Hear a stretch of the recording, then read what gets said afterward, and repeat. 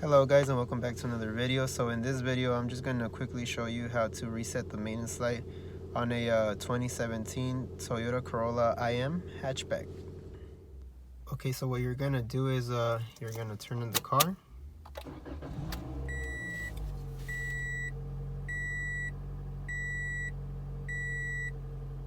It's going to give you the maintenance required soon message. So what you're going to do is just go back. You're going to scroll down to settings, up to scheduled maintenance. Do you want to reset the data? Yes. And the data has been reset. So back,